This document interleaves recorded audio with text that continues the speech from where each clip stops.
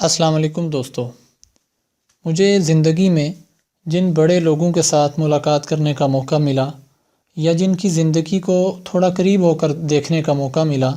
ان میں ایک بہت بڑا نام حکیم محمد سعید صاحب کا ہے۔ حکیم محمد سعید صاحب ہمدرد دواخانہ کے بانی ہیں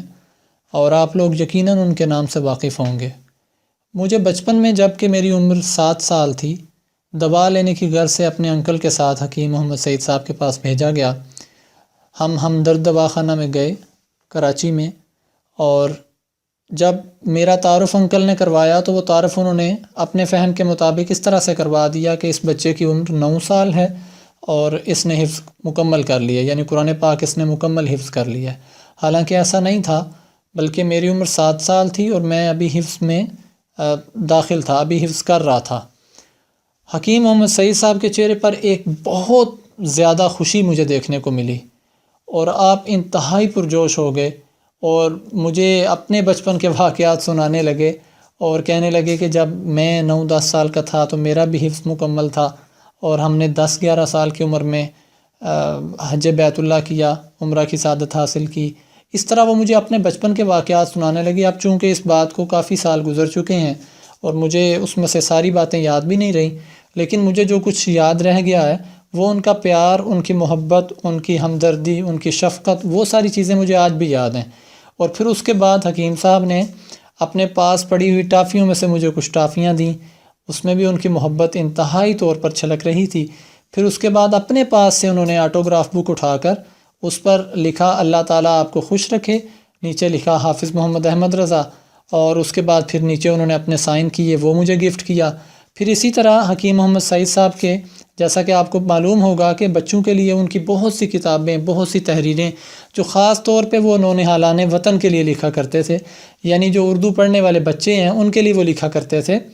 تو اس طرح کی جو ان کے پاس کچھ اچھی تحریریں جو اس وقت موجود تھیں، حکیم صاحب نے مجھے وہ بھی گفٹ کیں۔ اور اسی طرح مجھے پہلی دفعہ،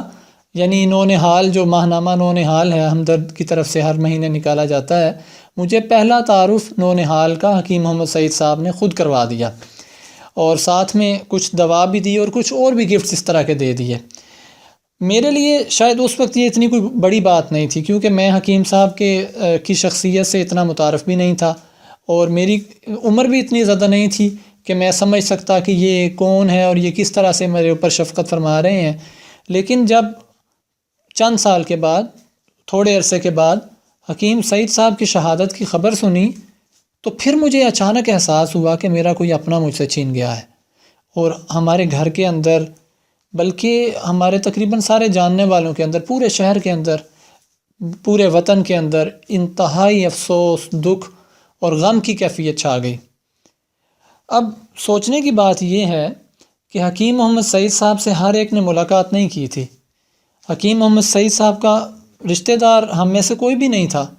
ان کا کوئی خونی رشتہ دار، کوئی قریبی ہم میں سے کوئی بھی نہیں تھا، لیکن ان کی شہادت کی خبر سن کر ہمارے اوپر ایسے غم کی کیفیت طاری ہوئی کہ جیسے ہمارا کوئی اپنا ہم سے بچھڑ گیا ہے۔ اس کی وجہ کیا ہے؟ جہاں تک مجھے اس کی وجہ معلوم ہو سکی ہے، اس کی وجہ ان کا خلوص ہے، کہ جس خلوص سے انہوں نے ہم سب کے لیے کام کیا، پاکستان کے لیے کام کیا، غریبوں کے لیے کام کیا،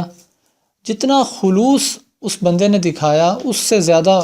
ہمارے دلوں کے اندر، مطلب یعنی کہ جتنا خلوص جس خلوص سے انہوں نے کام کیا، اس کا انہیں یہ بدلہ ملا کہ جب ان کی شہادت کی خبر پھیلی تو ہر آنکھ جو ہے اشکبار تھی، ہر گھر کے اندر غم کی کیفیت تھی،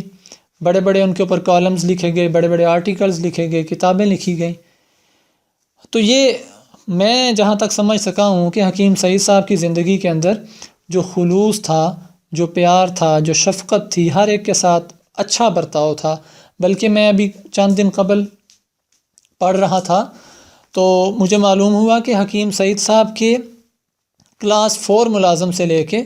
اور جو سپریم ان کی جو بھی، مطلب کوئی ان کے ساتھ کام کرنے والے سپریم کمانڈ ہو سکتی ہے، سب تک ان کا برتاؤ ایک جیسا تھا۔ کبھی یہ کسی کو فیل نہیں ہوا تھا کہ ہم جو ہے وہ کمتر درجے کے ملازم ہیں اور کوئی جو ہے وہ افسر ہے تو اس کے ساتھ جو ہے حکیم صاحب کا رویہ یوں ہے اور ہمارے ساتھ یوں ہے، بلکہ وہ سب کے ساتھ ایک سا شفقت بھرا ماحول رکھتے تھے۔ مجھے پچھلے دنوں یہاں پر ایک پروفیسر ڈاکٹر صاحب جنہوں نے فارسی کے اندر پی ایچ ڈی کی تھی، وہ مجھے ملے پنجاب کے اندر، اور ہماری بڑی اچھی ان سے ملاقات ہوئی۔ ان کی ملاقات کے دوران جب فارسی کا ذکر آیا تو فارسی کے ذکر سے بات چلتے چلتے حکیم سعید صاحب پر چلی گئی، اور پھر مجھے اس وقت ان کی باتوں سے پتہ چلا، پہلی دفعہ پتہ چلا کہ حکیم محمد سعید صاحب کتابوں کے بہت بڑے شدائی تھے، اور آپ نے ایک بہت بڑی کلیکشن جو ہے وہ اکٹھی کی ہوئی تھی۔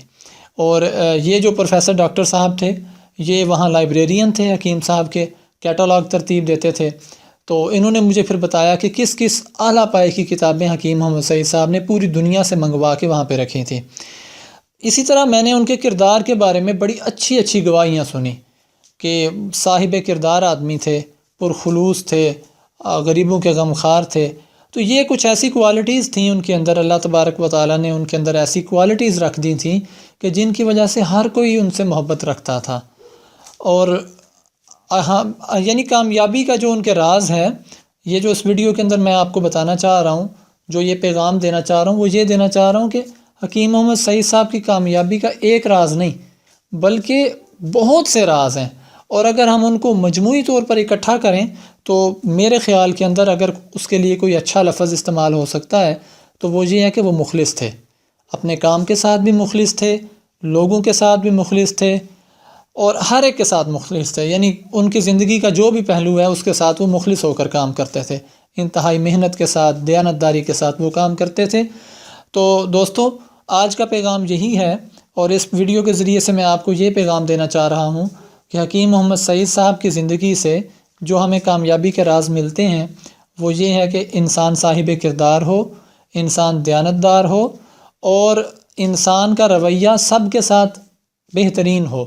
یعنی کسی کے ساتھ جو ہے وہ تمیز والا رویہ نہ ہو، یہ نہ ہو کہ اس کے اندر، ایک افسر کے اندر اور ایک ملازم کے اندر تمیز کی جا رہی ہے کہ اس کے ساتھ جو ہے وہ ہم اس طرح بات کریں گے، اور وہ شخص جو ہے وہ چونکہ کلاس 4 ہے یا کچھ کسی غریب گھر کا ہے یا ہمارا قرضہ ادا کرنے والا ہے، کوئی بھی صورتحال ہو سکتی ہے، تو اس کے ساتھ ہمارا رویہ جو ہے وہ بدل جائے۔ ایسا نہیں ہونا چاہیے، بلکہ ہر ایک کے ساتھ ہمارا رویہ بہترین ہو۔ اسی طرح جو سب سے بڑی چیز جو مجھے ان کی زندگی میں نظر آ رہی ہے اور جو کامیابی کا راز میرے خیال میں ان کی زندگی میں ہے، وہ یہ ہے کہ انسان کے اندر خلوص ہو، اور جب انسان خلوص کے ساتھ کام کرتا ہے تو اللہ تعالیٰ اسے اس کا اجر اس دنیا میں بھی دیتا ہے، اور آخرت میں تو اللہ تعالیٰ یقیناً ہم سب کو اس کا اجر دے گا۔